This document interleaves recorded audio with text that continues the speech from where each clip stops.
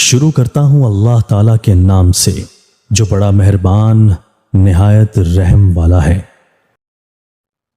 حضرت صہیب رضی اللہ تعالیٰ عنہ ہجرت کرنے کے لیے مکہ سے نکل کر مدینہ کی طرف روانہ ہوئے۔ کفار مکہ نے ان کا پیچھا کیا۔ کفار کو تعقب کرتا دیکھ کر حضرت صہیب رضی اللہ تعالیٰ عنہ نے بلند آواز میں کفار کو کہا، اے کفار کی جماعت، اگر تم مجھ پر حملہ کرنے کی نیت سے آئے ہو تو یاد رکھنا کہ میں تم سے اچھا تیر انداز ہوں اور تلوار چلانے میں تم سے زیادہ مہارت رکھتا ہوں، اس لیے میں تمہیں مال چھپانے کی جگہ بتا دیتا ہوں، واپس جاؤ، وہاں سے وہ مال حاصل کر لو اور میرا پیچھا چھوڑ دو۔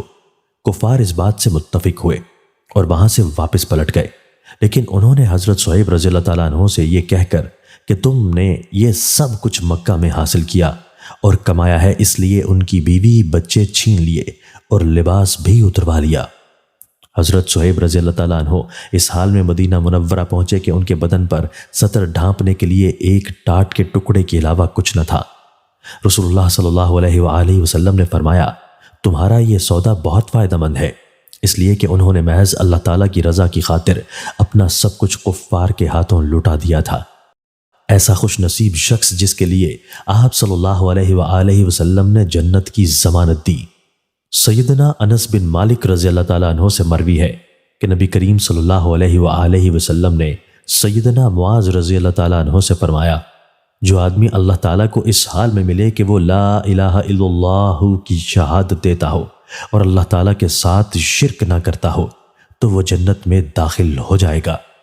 انہوں نے کہا، اے اللہ کے نبی، کیا میں لوگوں کو یہ خوشخبری سنا نہ دوں؟ آپ صلی اللہ علیہ وآلہ وسلم نے فرمایا، جی نہیں، مجھے یہ ڈر ہے کہ اس پر توکل کر لیں گے اور عمل ترک کر دیں گے۔ شرک نہ کرنے والے کے لیے اللہ تعالیٰ کا بڑا اعلان۔ سیدنا ابو ذر رضی اللہ تعالیٰ عنہ سے مروی ہے کہ رسول اللہ صلی اللہ علیہ وآلہ وسلم نے فرمایا، اللہ تعالیٰ فرماتے ہیں، اے ابن آدم، اگر تو زمین کے بھراؤ کے برابر گناہ کرے لیکن میرے ساتھ شرک نہ کرے تو میں تجھے زمین کے بھرنے کے برابر ہی بخشش عطا کر دوں گا۔